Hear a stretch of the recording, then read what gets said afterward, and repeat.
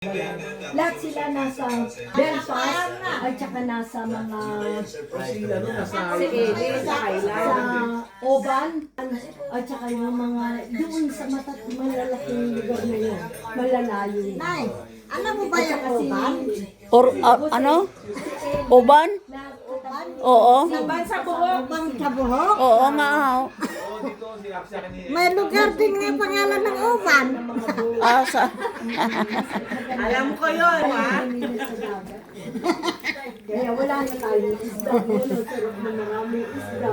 Maraming mga hipon. Ngayon, Hindi niya alam yun. alin? Oban. Oban? Alam ko, nagpunta kami sa Oban. Oban sa buhok. Marami ng Oban.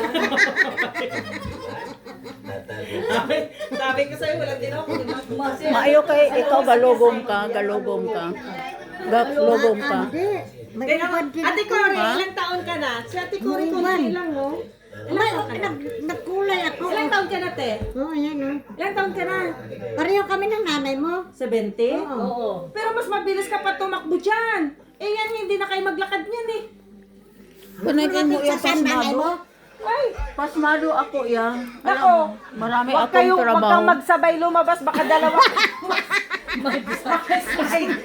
Pasmado ako yan. Kay gasagod ko yan. Baboy. Oh, Tapos galuto ko sigig damo. sabi ni Ate Tracy kanina, kasi laki lang pala ni mama mo yan. Nagsalita ang matangkad. Ano?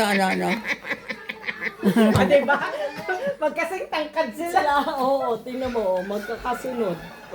Sabi ko nga sa kanya, hindi ko naman alam ang mukhaan mo ha. Saan ba ang pinto dito? Hindi niya alam ang pinto.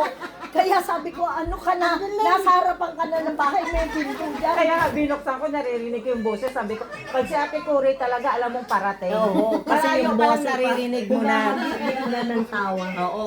Bye-bye, Violet. Bye-bye. Ayaw nga paggalaw eh. Oh, sa'yo nga natatakot eh.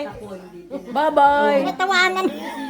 Bye-bye. Ayaw natawanan siya. hinahanap ko kasi bulldog Bye-bye. eh. Enjoy. Bye-bye Sa na tunog. kayo. Hoy, hurry up. Bye-bye na kayo. Yung likod ko pa ang tinampak. Mabantot po. Sa luto. Ako gani nga. Dapat Galaw ko na pa siya. dito. Ayaw man niya. Ayaw man niya tawanan siya.